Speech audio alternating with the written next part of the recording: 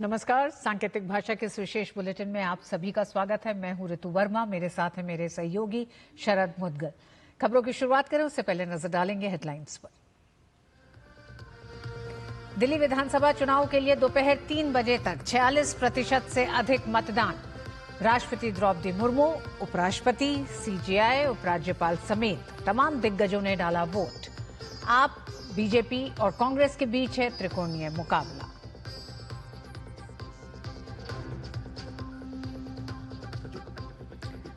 उत्तर प्रदेश के मिल्कीपुर उपचुनाव पर समाजवादी पार्टी भाजपा की प्रतिष्ठा दांव पर। दोपहर 3 बजे तक 57% से ज्यादा मतदान। तमिलनाडु की इरोड ईस्ट सीट में भी 53% से अधिक वोटिंग।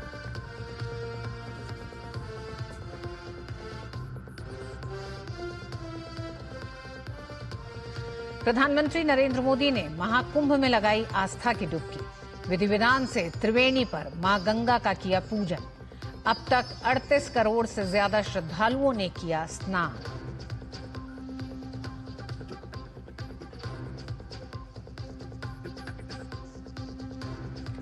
केंद्रीय गृह मंत्री अमित शाह ने दिल्ली में की जम्मू कश्मीर पर सुरक्षा स्थिति की समीक्षा बैठक। उपराज्यपाल मनोज सिन्हा समेत कई वरिष्ठ अधिकारी रहे मौजूद।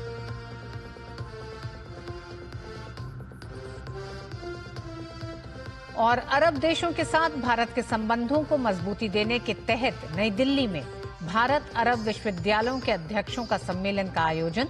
अरब देशों के प्रतिनिधियों के साथ साथ भारतीय विश्वविद्यालयों के प्रतिनिधियों ने भी लिया भाग।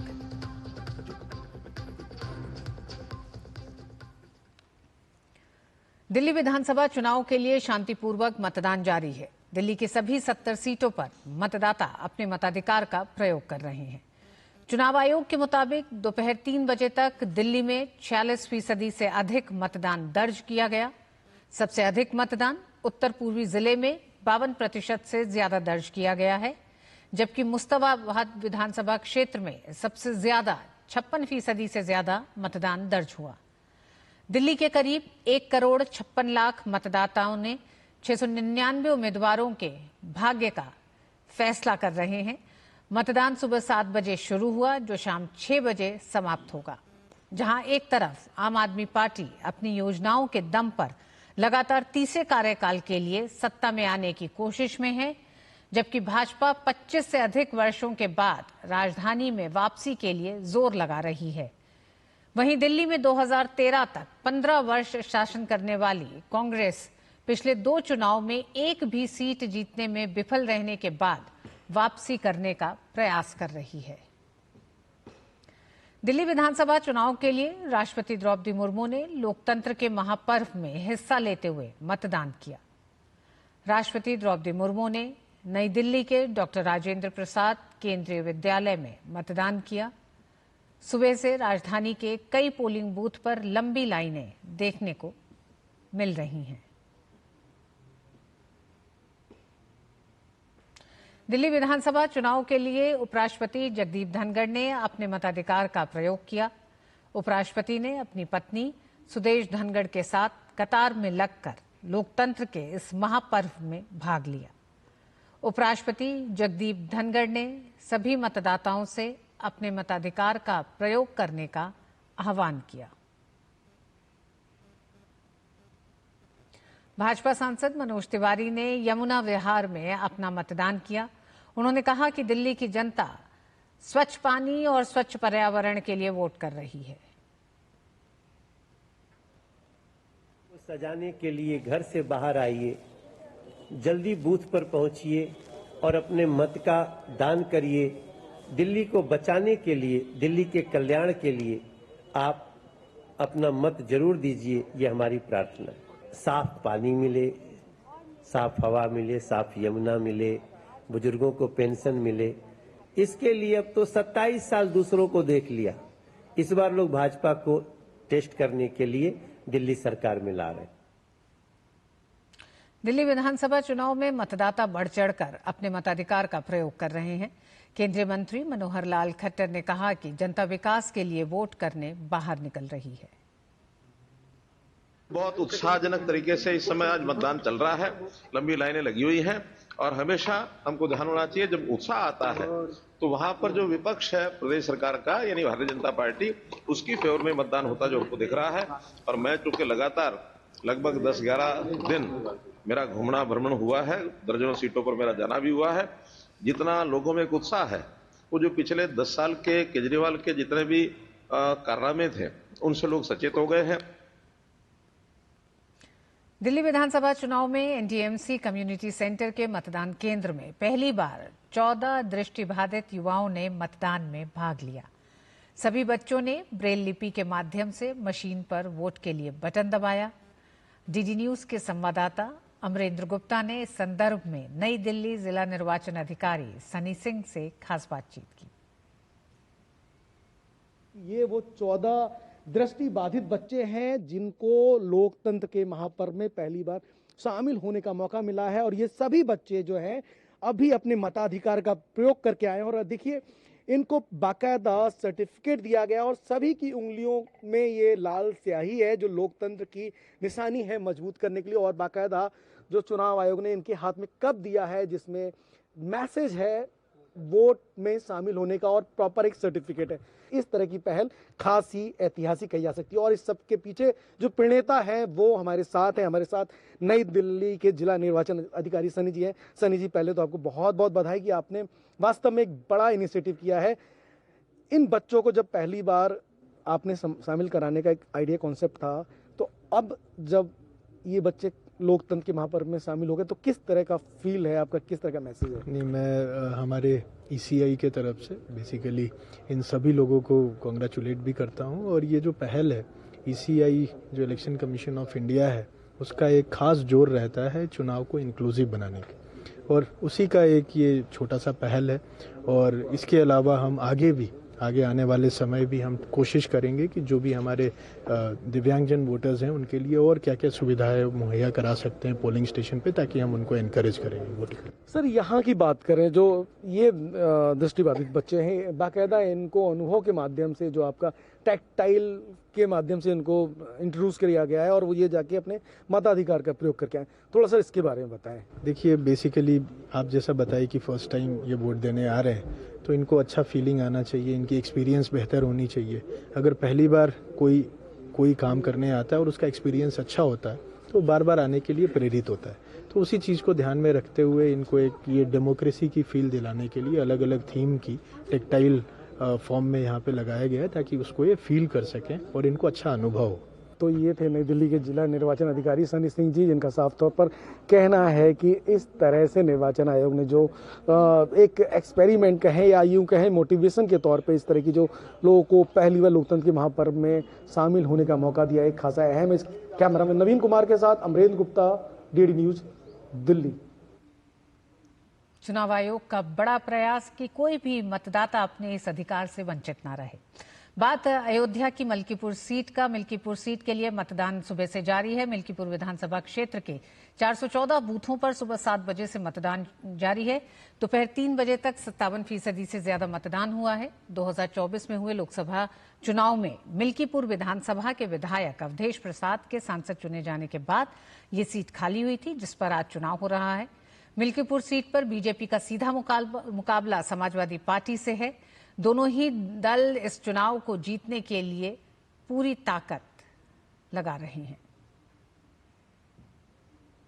तमिलनाडु के इरोड ईस्ट विधानसभा क्षेत्र के लिए उपचुनाव में वोटिंग जारी है।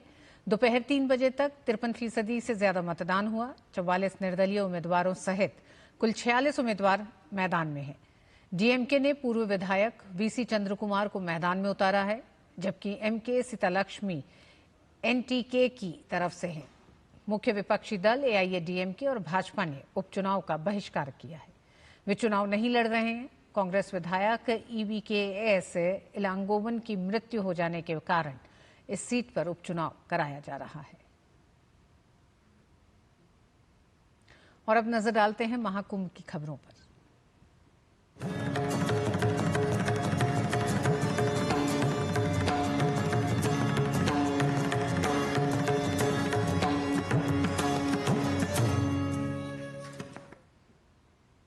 प्रधानमंत्री नरेंद्र मोदी ने प्रयागराज महाकुंभ में संगम में आस्था की डुबकी लगाई।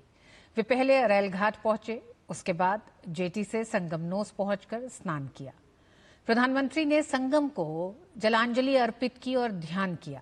इस दौरान प्रधानमंत्री के हाथ में रुद्राक्ष की माला भी नजर आई, जिससे उन्होंने जप किया।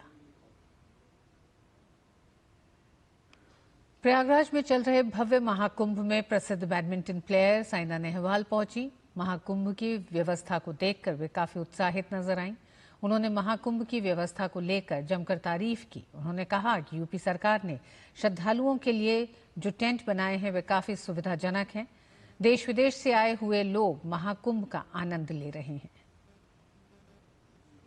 ज्यादा खुशी है कि सब एकजुट होके सबने दिखा दिया कि हमारी शक्ति क्या है, और भगवान जी की जो आस्था है वो देख के मुझे बहुत अच्छी लगी कि सब लोग इतना बिलीव करते हैं और इतनी आस्था से यहाँ पे आए और सब कुछ इतना अच्छी तरह से चल रहा है। तो I think hats off to UP government कि उन्होंने इतनी मेहनत करी कि इतने सारे वंडरफुल टेंट्स लगाए हैं, इतनी अच्छी व्यवस्था करी है लोगों के लिए कि मुझे तो बहुत ही अच्छा लग रहा है। पूरी दुनिया वाले यहाँ पे आ रहे हैं देखने के लिए, तो देखिए कितना इम्पोर्टेंट है ये हमारे लिए। इससे बड़ी बात क्या हो सकती है। तो I am very very proud of that as a player. मुझे जो लोग इतना प्यार करते हैं मेरे देशवासी, वो आज सब यहाँ पे हैं, मुझे बहुत मजा आ रहा है। केंद्रीय गृह मंत्री अमित शाह ने दिल्ली में जम्मू और कश्मीर की सुरक्षा स्थिति पर एक उच्च स्तरीय समीक्षा बैठक की अध्यक्षता की। बैठक में जम्मू और कश्मीर के उपराज्यपाल श्री मनोज सिन्हा, केंद्रीय गृह सचिव, सूचना ब्यूरो के निदेशक, जम्मू और कश्मीर के मुख्य सचिव और पुलिस महानिदेशक सहित गृह मंत्रालय और जम्मू कश्मीर प्रशासन के वरिष्ठ अधिकारियों ने हिस्सा लिया। गृह मंत्री श्री अमित शाह ने कल भी जम्मू कश्मीर की सुरक्षा स्थिति पर एक महत्वपूर्ण समीक्षा बैठक की थी, जिसमें थल सेनाध्यक्ष जनरल उपेंद्र द्विवेदी और केंद्रीय गृह सचिव सहित कई वरिष्ठ अधिकारियों ने भाग लिया था। बैठक को संबोधित करते हुए केंद्रीय गृह एवं सहकारिता मंत्री ने कहा कि प्रधानमंत्री नरेंद्र मोदी के नेतृत्व में केंद्र सरकार जम्मू और कश्मीर से आतंकवाद को पूरी तरह समाप्त करने के प्रति कटिबद्ध है। गृहमंत्री ने सभी सुरक्षा एजेंसियों को जीरो इन्फिल्ट्रेशन का लक्ष्य रखकर आतंकवाद के खिलाफ लड़ाई को आगे बढ़ाने का निर्देश दिया। उन्होंने कहा कि आतंकवादियों के अस्तित्व को जड़ से खत्म करना हमारा लक्ष्य होना चाहिए। अमित शाह ने सभी सुरक्षा एजेंसियों को सतर्क रहने और जम्मू कश्मीर में आतंकवाद को खत्म करने के लिए तालमेल के साथ काम करना जारी रखने का निर्देश दिया। अरब देशों के साथ भारत के संबंधों को मजबूती देने के तहत विदेश मंत्रालय ने बुधवार को नई दिल्ली में भारत अरब विश्वविद्यालयों के अध्यक्षों का सम्मेलन आयोजित किया। इस सम्मेलन में अरब देशों के प्रतिनिधियों के साथ साथ भारतीय विश्वविद्यालयों के प्रतिनिधियों ने भी भाग लिया। ये सम्मेलन उच्च शिक्षा के क्षेत्र में विचारों के आदान प्रदान के लिए एक महत्वपूर्ण मंच प्रदान करता है। विदेश राज्य मंत्री कीर्तिवर्धन सिंह ने सम्मेलन का उद्घाटन किया और भारत और अरब देशों के बीच विशेष रूप से उच्च शिक्षा क्षेत्र में मजबूत सहयोग की संभावनाओं के बारे में अरब देशों के प्रतिनिधियों का ध्यान आकर्षित किया। भारत के अरब जगत के साथ मजबूत संबंध हैं और ये संबंध प्राचीन काल से चले आ रहे हैं। ओमान और सऊदी अरब से लेकर मिस्र, सूडान और उससे आगे के देशों तक महत्वपूर्ण भारतीय निवेश मौजूद है। केंद्रीय मंत्री अश्विनी वैष्णव ने ओपन एआई के सीईओ सैम ऑल्टमैन के साथ भारत में ओपन एआई मॉडल के विकास के ऊपर बातचीत की। उन्होंने भारत के स्टार्टअप कंपनियों से नए एआई मॉडल पर विचारों को सामने रखने को कहा। साथ ही भारत की एआई स्टैक, जीपीयू मॉडल और एप्स बनाने की रणनीति पर बात की। Applications in healthcare, in education, in agriculture, in weather forecasting, in disaster management, in transportation, multiple different things we are working. And I request the entire startup community to come up with very unique solutions, and we'll be open. We are very soon starting a kind of open competition for it, open empanelment competition kind of thing. So that will be huge. So many problems can be solved, and why don't we use this latest technology that we have for solving these problems? केंद्रीय कृषि एवं किसान कल्याण और ग्रामीण विकास मंत्री शिवराज सिंह चौहान ने watershed यात्रा का वर्चुअली शुभारंभ किया। वाटरशेड कार्यक्रम के तहत चेक डैम, बोरी बंधान, मेड बंधान, खेत तालाब आदि जैसी संरचनाएं बनाई जाएंगी। इनसे पानी बचेगा और मिट्टी का क्षरण रुकेगा। सतही जल भी बहकर नहीं जाएगा, जिससे भूजल स्तर बढ़ेगा। यात्रा 26 राज्यों और 2 केंद्र शासित प्रदेशों को कवर करेगी। इस मौके पर शिवराज सिंह चौहान ने कहा कि जल है तो कल है और मिट्टी है तो जीवन है। इस उद्देश्य को ध्यान में रखते हुए यात्रा की शुरुआत की गई है। जल ही जीवन है और मिट्टी जीवन का आधार है। जल के बिना कल सुरक्षित नहीं है और मिट्टी के बिना भी ना तो हम ना आने वाली पीढ़ियों का भविष्य सुरक्षित रह सकता। पिछले वर्षों में अत्यधिक जल के दोहन के कारण भूजल का स्तर काफी नीचे चला गया है। कई ऐसे गांव, शहर जहां धरती पर जल का स्तर बहुत ऊंचा था, कुओं में पानी था, नदियां बहती थी, आज नदियां सूख गई है, पानी बहुत नीचे चला गया है। शिवराज सिंह चौहान ने कहा कि प्रधानमंत्री नरेंद्र मोदी दूरदर्शी हैं। वो आने वाले 50 साल, 100 साल की सोचते हैं। आने वाली पीढ़ियों के भविष्य के बारे में सोचते हैं। आने वाले कल में हमारी पीढ़ियां कैसे जीवित रहेंगी, इस बारे में सोचना पड़ेगा। वाटरशेड यात्रा प्रारंभ हो रही है। मैं जनता को अपील करता हूं, आह्वान करता हूं, प्रधानमंत्री श्रीमान नरेंद्र मोदी जी विजनरी लीडर हैं।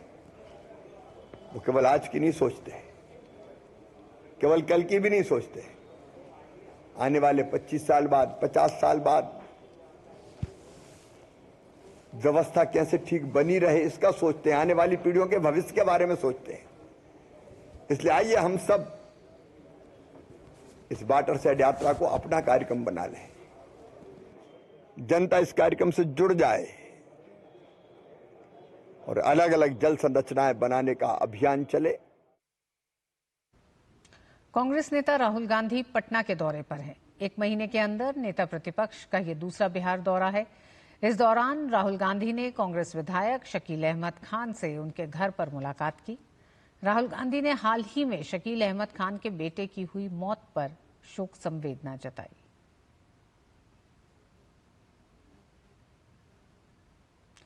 इस दौरान कांग्रेस नेता राहुल गांधी स्वतंत्रता सेनानी जगलाल चौधरी की जयंती पर आयोजित कार्यक्रम में भी शामिल हुए।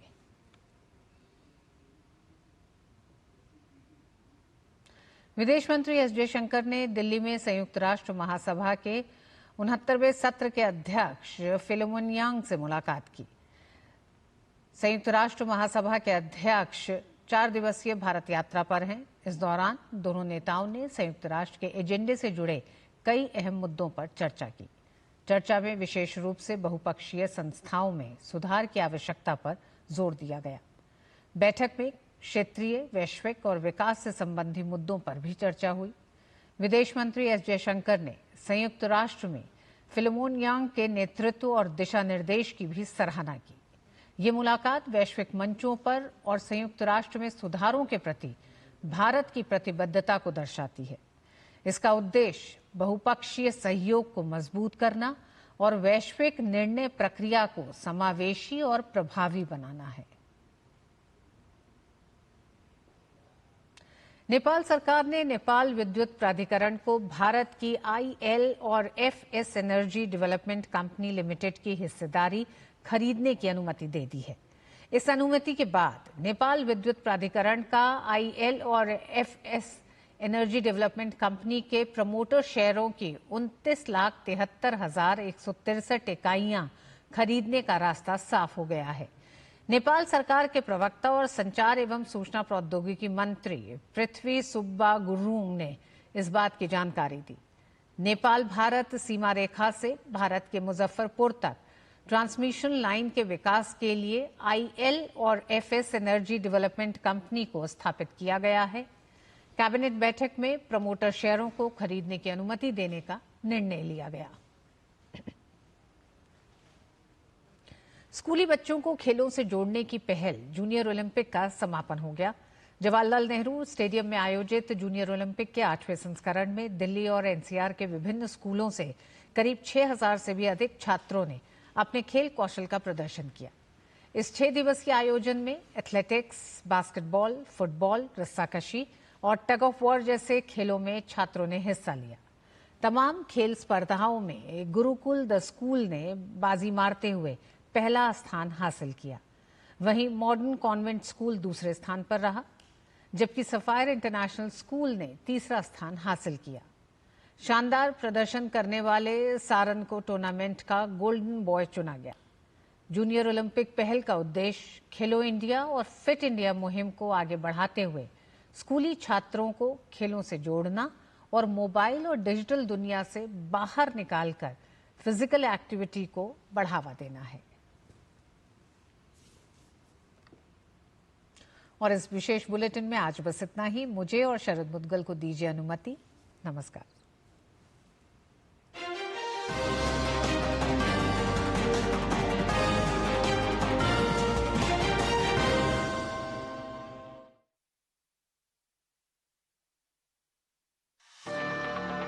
आस्था के इस महापर्व कुंभ के अलग अलग रूप हैं, अलग अलग रंग हैं। आम जनमानस के साथ साथ साधु संतों अखाड़ों की उपस्थिति इसकी विविधता को दर्शाते हैं। शंख, घंटा, घड़ियाल की ध्वनियों के बीच लाखों करोड़ों सांसों और विचारों के मिलन को दर्शाता है। विश्व का सबसे बड़ा धार्मिक समागम महाकुंभ। यहाँ पर 3 पवित्र नदियां मिलती हैं, गंगा, यमुना और सरस्वती। सरस्वती एक विलुप्त नदी है जिसका उल्लेख पौराणिक कथाओं में मिलता है। हिंदुओं का विश्वास है कि इन नदियों का पवित्र जल हर पाप को धो देता है। इस विश्वास के कारण ही प्रयागराज उन 4 पवित्र जगह में से एक है जहां दुनिया का सबसे बड़ा धार्मिक जनसमूह उमड़ता है, जिसको महाकुंभ मेला कहा जाता है। महाकुंभ मेला हर 12 साल बाद यहाँ पर मोक्ष की खोज में निकले लाखों करोड़ों श्रद्धालु यहाँ पर इकट्ठा होते हैं और अपनी श्रद्धा भक्ति द्वारा इसे धार्मिक उत्सव बना देते हैं। संस्कृति का संगम, शांति का सागर और मोक्ष का द्वार महाकुंभ।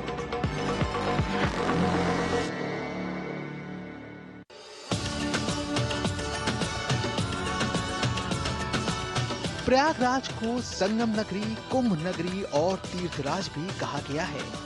प्रयाग शताध्यायी के अनुसार काशी, मथुरा, अयोध्या इत्यादि सप्तपुरी तीर्थराज प्रयाग की पटरानियां हैं, जिनमें काशी को प्रधान पटरानी का दर्जा प्राप्त है।